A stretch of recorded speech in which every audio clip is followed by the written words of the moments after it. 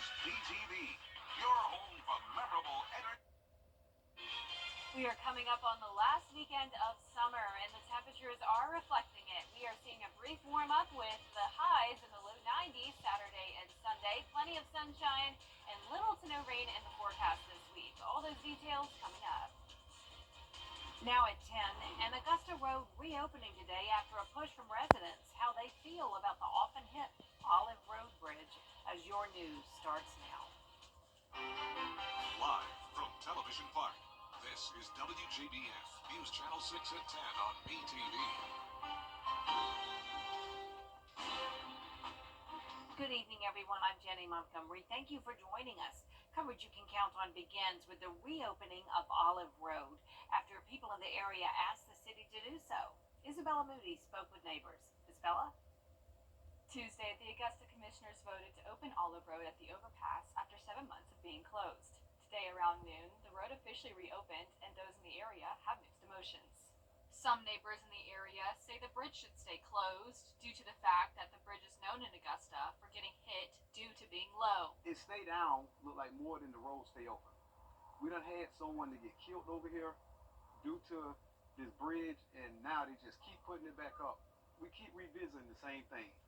Let's just let the city move forward, redirect it. The last time it was hit was in February, and city leaders knew that something had to be fixed before it opened. That's why even after the bridge was finished in May, it remained closed. This caused many drivers who use that road to reroute, which worried people in the surrounding neighborhood. A concerned citizen here in Glendale about that bridge. What it did is diverted traffic around down through this neighborhood, and we experienced a lot of trash dumping and all that kind of stuff, and just and we observed more speed. Now that the road is open, residents say they hope this will cause less traffic on their streets. People living in the area, we use this bridge every day, and when the bridge is closed, it creates a lot of traffic in the neighborhood. On this street, there's small children and people that play on this street. And then we also have cars speeding on the road. But with the bridge being reopened, hopefully that traffic goes back around. Traffic engineers plan on installing a new chain curtain to alert drivers with vehicles that are too tall to go under the bridge. All right, Isabella, thank you. Richmond County school leaders are getting ready to install metal detectors at Cross Creek High School. This comes after several incidents on campus this year and the recent deadly school shooting in Winder, Georgia. Last month, administrators had to confiscate a gun from a student on campus. A week before that, law enforcement broke up a fight in the school parking lot where one student had possession of a gun, but it wasn't used during the fight. School leaders say it's worth experimenting to see if the technology works. Metal detectors are not new. They've been in use for I don't know how many years, but we've never used them consistently over any long period of time. So this is our first run at seeing if this could be something that, if it is, improves itself to be successful, even though it's not the answer to all the ills that come along with school safety. It certainly is one that's very recognizable. The plan is to install the metal detectors by October 1st. It's time now for a first check of the weather.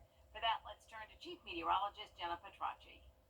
Well, overall, a mostly dry Wednesday for us, but we did have some light showers come through this morning, bringing trace amounts of rainfall across the CSRA, and we even had some pop-up showers that brought some heavy rain to the places where you're seeing some green. That's where rainfall totals reach 1, even maybe 2 inches in some isolated spots. That would be around western Washington and Johnson County, parts of far eastern Aiken County, and also parts of Allendale and Bamberg counties. So we'll take any rain we could get. We are in that first and second phase of drought, so any rain will help us out. But we are going to have mostly dry conditions over the next several days. Right now on Live Viper 6, this is all just radar interference there, so no rain. We're only watching a couple showers. One of those is around Snelling in Barnwell County, actually some heavier rain over you now. Also into Screven County, just some drizzle here and there, and that's about it. At Augusta Bushfield, we picked up 0.16 inches of rain. Low this morning was 68, a few degrees above average. High was right around average today at 86. Terry Lambert Hyundai Skyview Cam looking good. A pleasant night on tap. Temperatures in the low to mid 70s. 72 in Thompson, 71 in Augusta, 75 in Louisville. Bamberg, you're at 73. 74 in Sparta, and 71 in Washington. Winds are pretty calm, especially north of I-20. Southern counties up to around 5 miles per hour. The calm winds tonight will produce some fog tomorrow morning. Low pressure is still around our area. That's the reason for those stray showers today. Tomorrow, a slight chance of rain in the afternoon, but the morning will be starting out dry just with that patchy fog. Temperatures in the mid-60s. Coming up, I'll have a look at your full Viper 6 forecast, so stay with us. But back to you, Jenny. All right, Jenna, thanks. A ribbon cutting for a new 99-unit subdivision in Grovetown today. Community leaders gathered at the Ferguson Farm subdivision on Old Brazelia Road to celebrate that new development. The houses are single family with 5 different floor plans. Prices range from the 290s to the mid-300s. Some neighbors worry the city's infrastructure won't be able to handle the growth, but county leaders say it will be addressed. And I think as the years go by, we'll see, the roads kind of widen or to support the traffic and things like that. But, this is a necessity for our region. We don't have enough homes to fill the amount of people that are coming here right now. And that's driving the prices up in our area. Those overseeing the project are hoping for all of the homes to be built in the next 2.5 years. Big plans for a new Augusta City administrator. So what's planned for the old one? George Escala has the story. For months, Augusta leaders have talked about making a change at the top, replacing interim administrator Takia Dowse. But some commissioners say Dowse's future also needs to be part of the conversation. I don't know what they're thinking. I don't know what they're planning. And quite frankly, I don't think that they know either. So next Tuesday, we will see how all of this unfolds. Dowse has served more than 2.5 years as interim. She was the city central services director when commissioners moved her into the position. But city leaders are not saying what the next move will be for Dowse. I haven't got that far yet. We can't put the cart before the horse because that makes for a very bumpy ride. In fact, you can't even ride that way. So I don't want to do that. We'll see. We'll have that discussion as well when we finally have colleagues that show up. But we'll reserve that for next week. So will she go back to central services or? We'll see. But there has not been any official discussion around that. So what do you want to see? Or should you go back to central services?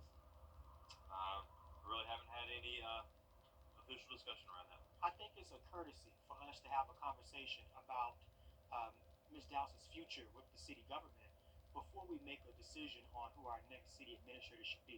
Dowse was out of the office today and not available for comment, but sources say she has not said anything about not wanting her old job back. In Augusta, George Escala, WJBF, News Channel 6. Coming up, a grand opening for a fun attraction in Edgefield County. We'll tell you about Sarah's farm adventure right after Jenna's forecast. Mostly dry days ahead for us with near average temperatures. We also are going into the first week of fall next week and tracking the tropics very closely next week. All those details when we return.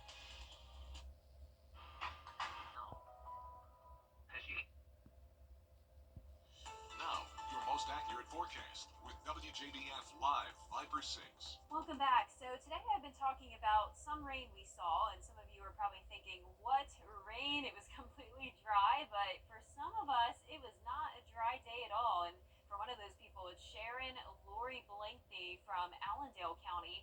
Believe it or not, this photo was taken today. Look at that flooding with the torrential rain coming down. This was 3 miles east of Ulmer. She reported 2 inches of rain. So that just goes to show that some of these isolated showers are still pretty mighty. Here's Allendale and Bamberg County, right around the border of it, outside of Ulmer. Notice these green patches here. That's where anywhere from around ½ inch to 2 inches of rain, like Sharon reported, fell. And you can see it here on Live Viper 6. This is 10 o'clock this morning. Those counties did start out dry, but then we had some light rain move in from the east. And then look at the shower that developed. This is exactly where Sharon's home was located, around the border of Bamberg and Allendale County. Very, very heavy rain. Moved out quickly, though, and then as we go into the afternoon, it started out dry, and then look at this. Around 5:45 in the evening, another shower developed right in that same area. Overall, amounting to some pretty beneficial rain today, at least in one location.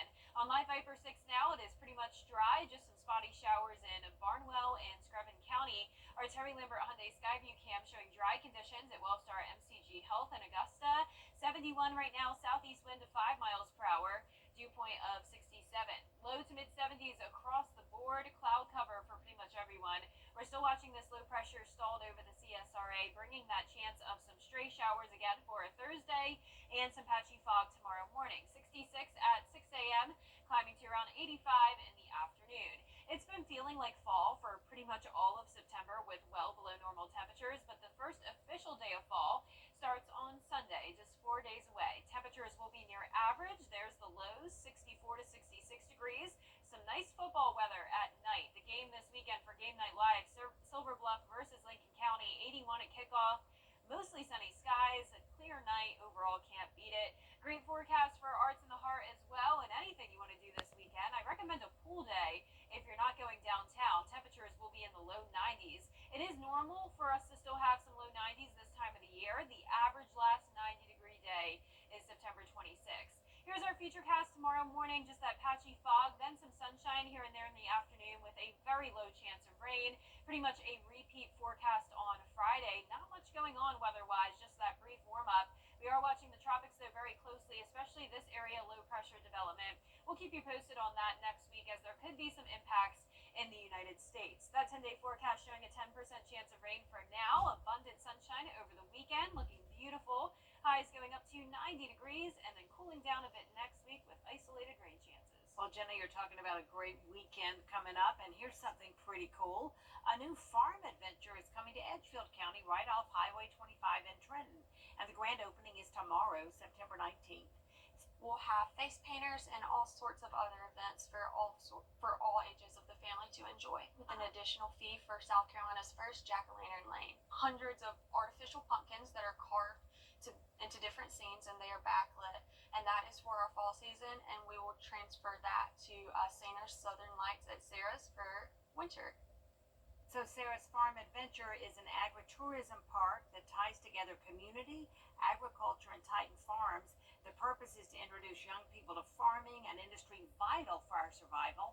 Opening weekend events include a Cody Webb concert in the evening and that fun pumpkin fest during the day with hay rides, pig racing, apple cannons, Pumpkin Town, and so much more.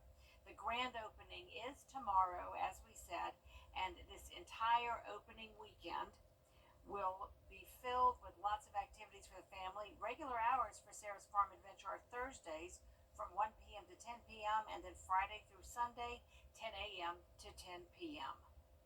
Up next, the first interest rate in 4 years, what this could mean for mortgages, car loans, and credit card costs as your news continues. Dixon Roofing is proud to visit Axis One Center of Barnwell at axis1.org. Every day, ordinary people in the CSRA do extraordinary things to serve our community. Each month, News Channel 6 recognizes these outstanding volunteers with the Giving Your Best Award. Do you know an everyday hero who goes the extra mile to help others? Nominate them for the Giving Your Best Award by visiting WJBF.com and filling out the entry form. Sponsored by Science Co., Piedmont Augusta, Security Federal Bank, and News Channel 6. Coleman Services cares about our community, and our #1 priority this summer is keeping the AC on and the hot water flowing in your home or business. Coleman Services is proud to service the CSRA. Whether you're in Thompson, Harlan, Evans, Augusta, North Augusta, or beyond, call us anytime, day or night, 24/7, 365. At Coleman Services, you are our #1 customer. Coleman Services, your plumbing, heating, and AC pros. WJBF News Channel 6 wants you to join our team. We're looking for talented applicants in a variety of fields. To see a current list of job openings, visit WJBF.com/work-for-6. Join our team today. Welcome back, everyone. The Federal Reserve cut interest rates today for the first time in 4 years. Maddie Beertemple with more on that decision and what it means for your loans. Over time, rate cuts mean lower borrowing costs for mortgages, credit cards, and car loans, but experts say it will take a series of cuts to really see the effects. Stocks initially shot up after the Federal Reserve announced a half-point interest rate cut. Chairman Jerome Powell explained the move. The U.S. economy is in a good place, and our decision today is designed to keep it there. Inflation hit a 40-year high in June 2022. This August, it fell closer to the Fed's goal. Patient approach over the past year has paid dividends.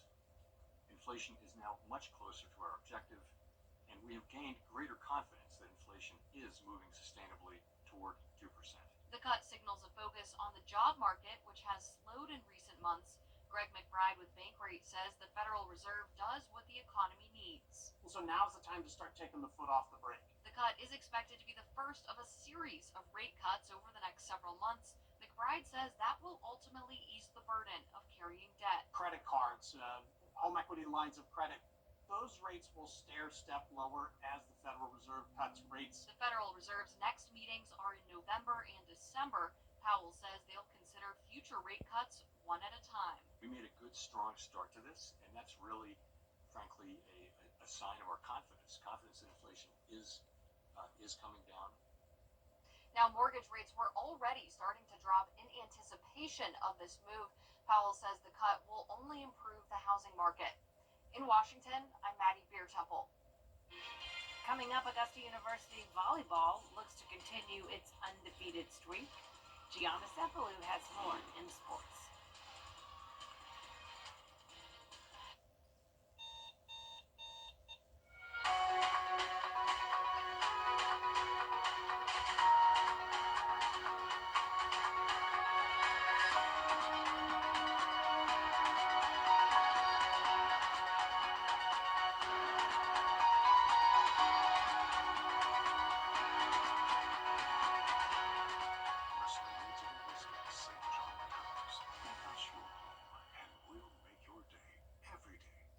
CSRA. Now, WJBF sports coverage you can count on. The Atlanta Braves are looking to bounce back from their close loss of the first game of the series against the Reds. Top of the seventh, ball game tied at 1. Marcell Ozuna sends one high and deep to left center field, and that is gone. The Braves take the 2-1 lead. Now still in the same inning, bases loaded, Gio Urshela with a bases clearing 2-run RBI to make it a 4-1 Braves lead.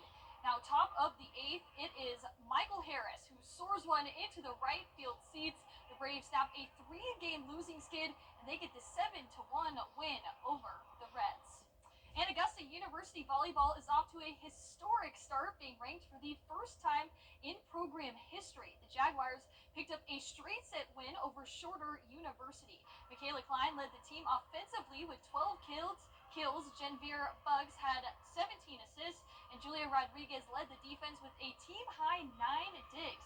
The Jaguars posted a .217 hitting percentage with 41 total kills, and with the win, they improved to 7-0 on the season. What has carried us through thus far has been our blocking, because we're still #1 in the country for blocks, and then we have Jada and Nyland that are ranked 3 and 8 in the country. So that's carried us through the offensive ups and downs, because you can see when we're in system, put the ball away very easily. And up next, the Jaguars will hit the road to face University of Montevallo on September 20th at 7 p.m. And on the gridiron, the Clemson Tigers return to Death Valley to face off against ACC foe, the NC State Wolfpack. The Tigers are coming off a 66-20 win against Appalachian State. Clemson scored a touchdown on each of their first 8 drives, and Cade Klubnik could become the first Clemson quarterback to record back-to-back 300-yard passing games since Trevor Lawrence. Now, meanwhile, Wolfpack freshman quarterback C.J. Bailey will make his first collegiate start. And with a Clemson win on Saturday, the program would reach its 800th win, making them only the 14th FBS program to do so. That's really what it's all about, at this point is conference. We got 8 straight conference games coming up, so every week is a huge opportunity, starting with this one. But I know our crowd is going to show up. That was a great environment against App State.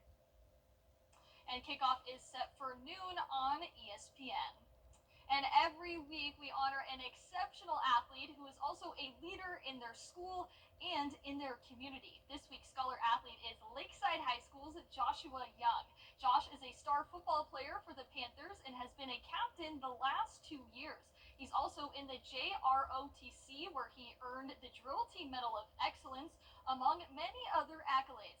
Now in the classroom, he has a 3.75 GPA and has been on the AB honor roll every year. His parents and coaches say he is a leader on and off the field. It feels really good, just being able to be that role model for the younger people, setting an example for them to look up to me. It's a hard work. We put in a lot of time and effort, and it just feels great knowing that I'm a part of this program. I'm so proud of him. He just makes me so happy. He works so hard, and I never have to get on him about anything, if you can believe that, but he's really come out of his shell. He's way more social. I'm just thankful for his coaches and every teacher and influence that he has, because he wouldn't be who he is if not for them. It's a privilege. It's a privilege to have a kid like that as part of our program.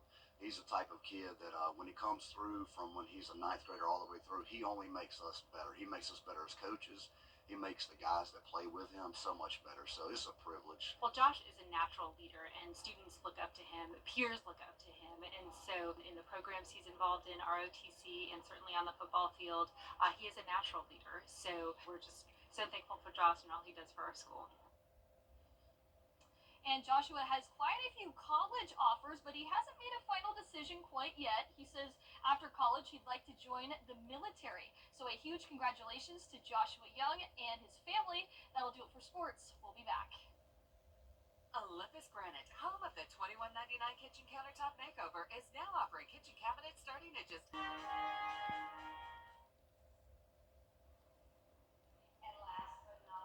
This time of year, some New Jersey police departments like to go pink for breast cancer awareness. They use pink handcuffs and badges, but in Somerset County, it's the police cars getting drenched in the eye-popping color. Jim Vasile has more. It's a very tedious job that you have to do. I love doing it. When I wake up in the morning, I love coming to work. Inside Dom Mahorio's Manville Garage is where police go pink. We first started with one vehicle, and then it blew up from there. The owner of Maximum Tint and Sound is the artist behind a Somerset County police tradition. 8 years ago, through this very shop here, the first car was wrapped in pink. It was from Franklin Township, and it's grown over the years. The Somerset County Prosecutor's Office is soon going to unveil pink police cars from different departments around the county. This car from Warren Township Police and this from the Prosecutor's Office are among 6 cars getting the pink treatment this year. Corporate sponsors are funding the work, so no taxpayer money is being used. It's very important to the community. We've given over $20 million to healthcare in the region. The pink cruisers are known to appear at the Far Hills races, known as the Hunt, which returns October 19th. The more participation we get, the more we can give back to the community. This year's cars will be publicly unveiled in October for Breast Cancer Awareness Month. These cars are so effective, they grab your attention, and hopefully will be another reminder for women to take care of themselves. Any small part that we can play in that, I think, puts our office in a very good light, and it puts the county in a very good light. Doing their part to put a wrap on breast cancer.